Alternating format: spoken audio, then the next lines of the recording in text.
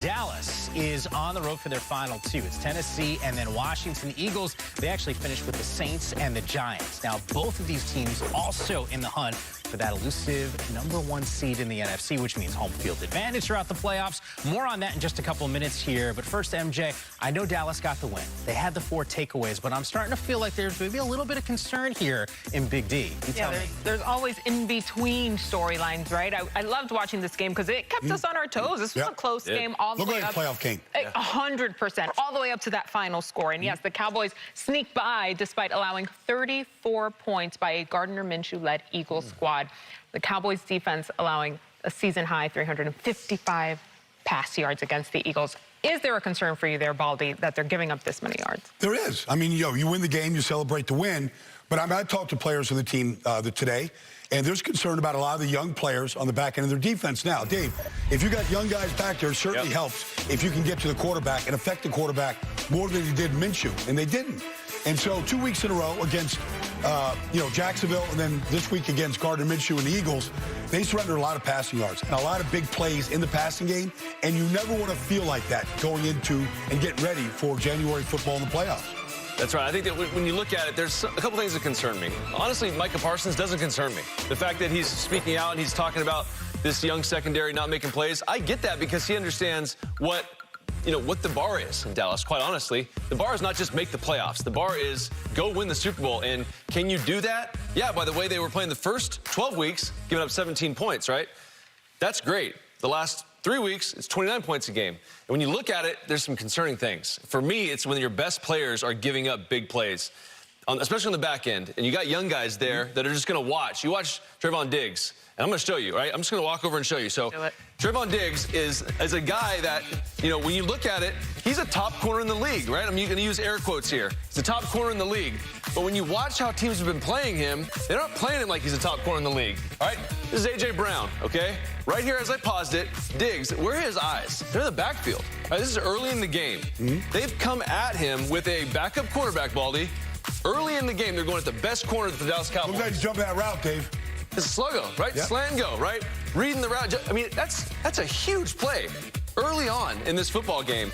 But there's more that concerns me, right? It's not just that. That can happen. That happens to good corners that guess.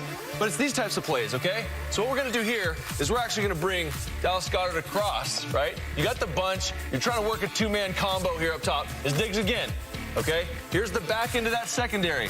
No one back there right now, all right? So this is what good teams are going to do. They're going to play action. They're going to show you some misdirection. But just watch Diggs right here. Just watch him. Eyes in the backfield. Why is he jumping the flat route, right? Why is he jumping the flat route? It's over-aggression. There's no one home in the deep third. There's nobody here, right? If you put that on film as you go into this playoff run, man, good teams are going to look at this. They're going to chop you up, right? Wide open touchdown. So those are the things, Baldy, when you look at it, yeah, Micah Parsons, great. Watch it from this side as we go away. There's no reason, right, for that to happen against this type of defense, right? This type of defense should be a lockdown defense. This should be a defense that you go in, you got a good offense, an explosive offense. You can be aggressive, but you can't be that aggressive. That is going to cost you a football game. You have to be smart about it, too. I think be smart about it. Too many disconnects there. The Cowboys stayed alive for the NFC East title and NFC's #1 seed, as Yam alluded to earlier. They still need to win out and have the Eagles lose out to clinch either one of those. So here's the NFC playoff picture, as you see, with the Eagles, Vikings, Niners, and Bucks as your division leaders, followed by Giants, Cowboys, and Commanders. Yes, the entire NFC East is in the playoff picture as we close out Week 16. David, take us through that NFC race for the #1 seed. Take us through these guys. So what I won't do is I won't go over here to Philly and tell you what I think is going to happen there, because that'll kind of ruin the whole game, okay? So let's start over here with the Cowboys and see if we can walk through what these last 2 weeks will look like. So you're playing the Tennessee Titans. Tennessee Titans are without Ryan Tannehill. They're without A.J. Brown. He plays for those guys. Okay, he's on the other side. All right, so I'm going to say that you win that football game. You got 12 wins. You play Washington. In Washington, that's a tough matchup, right? But I believe the Cowboys will figure it out, and they'll find a way to win because they don't necessarily know who their quarterback is. You know who your quarterback is in Dallas. So you got 13 wins. All right, now let's go over here to the San Francisco 49ers. They play in Las Vegas, and I would like to have New Year's Eve dinner with my brother and have it be cordial. So I'm going going to say that the San Francisco 49ers lose that football game, okay? And then they play the Cardinals, all right? I'm going to say they win that game. They have 12 wins, okay? Let's just say, for the sake of this, okay, that they win the game against the Raiders, which I don't think they will, but they have 13 wins as well. So as we go through this, Minnesota Vikings, all right, at Green Bay. We know what Green Bay is. Green Bay is Aaron Rodgers starting to get hot and find some connection with his wide receivers. I think that they actually lose that football game, right? But then I also think that they beat the Chicago Bears. 3 teams now with 13 wins. That takes us to the Philadelphia Eagles. What's going to happen with Philly? Andy Dalton's been playing pretty well. I know secretly, and not everyone knows this, but he's throwing the ball really well, and the defense has the ability to shut you down. Having said that, my friend Brian Baldinger told me this afternoon, hey, go back and watch those Philly versus Saints games. Watch Jalen Hurts. Watch what they do. And when you watch it, my goodness, the Philadelphia Eagles, no way they lose to the Saints. They're going to win that game. They're going to be 14-2, and then it wouldn't matter. So they're going to lose to the Giants. They're the #1 seed. Philadelphia Eagles, #1 seed. Back to you, Yemmer. Oh, I'll take that. Lose to the Giants. I was waiting on it was gonna happen. Bated breath to find out what you were thinking about that particular matchup. Shirtless fans, shirtless players, when it feels like 12, layer up. That's all I'm saying. Josh Allen, Gabe Davis, Baldy, touchdown. Gabe Davis. Guy's been impressive. That combination itself has just been terrific to go on. But this is what's been going off right here. I mean, they have gotten the running game going right now, whether it's James Cook, Motor Singletary. I mean, in combination, they're running the ball as well as they have since Josh Allen's been there. More from Allen. Yeah. I've seen this We better story as defend well. all 3. Have fun if you're a defense trying to match up against this Buffalo squad and what they are capable of doing. And as Baldy just made reference to, the running game was going against Chicago. 254 rushing yards. That is the most in the Josh Allen era. Feels like this team, at least in my mind, starting to live up. They're healthy, but starting to live up to that preseason hype. You know, they had 15 runs of 5 yards or more. And, you know, so it's everybody contributing, you know, whether it's Isaiah McKenzie on a fly sweep, like this touchdown right here by Cook. Like, he's feeling it. Up front, Aaron Kromer's got the guys playing good. At one point, they were on their 3rd center Sunday, and it made no difference against Chicago. So the next guy up is doing it. Motor's been fantastic. He's always been a good runner, but we saw him this past weekend go 33 yards right up the middle with breakaway-type speed. He's always had good quickness. Like this touchdown run right here. I mean, makes Jaquan Brisker miss, and he's into the end zone.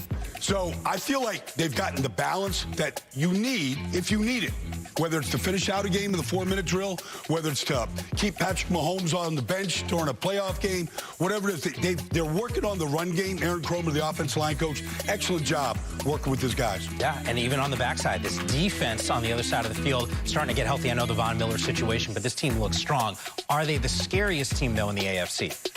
Well, they play Cincinnati in Cincinnati this weekend. It's the biggest game of the year so far for both teams because it's going to determine, it might help determine the #1 seed. Cincinnati's the hottest team right now, 7 straight wins. That game, we're going to get into that one. All right, so, you know, since you brought it up, trying to figure out who that #1 seed is going to be as you take a closer look at this playoff picture here. By the way, speaking for a second away from that 1 seed, you got 4 teams sitting at 7 and 8 that are in the hunt right now for that wild card spot. There's going to be plenty of drama at the top and at the bottom, but as we focus in on the top here, the Bills, the Chiefs, and the Bengals, all teams that can make a run to the Super Bowl. So you tell me, Baldy. Well, let's just start with the Bengals. I mean, they've won 7 in a row. I mean, they're the hottest team right now. Joe Burrow is an absolute assassin. Like, he's not missing. But I like him at home this weekend in the jungle, and I like him against Baltimore. You go to Kansas City here. I just saw him on Saturday, beat up on Seattle. The defense is really getting strong. So I like them. Coaching change, no coach, you know. And then the Raiders, I know it's a battle. Raiders have played them tough in the past, but I like them to finish. And then here, we've got this, and then it comes down to Buffalo and New England. We know what that kind of a battle is. I like Buffalo to win that one. And by that token right there, you've got Kansas City. Chiefs as the #1 seed. I got to tell you, I need to be paying closer attention in our meetings. I didn't think we were going to go net out with this team. You sort of was conning me on Cincinnati a little bit earlier, and I didn't think Buffalo would be sitting at 13. But nonetheless, there's a lot to get to that we will continue to dissect in these playoff pictures. But MJ, you got a little bit more for me? Yep. Time now.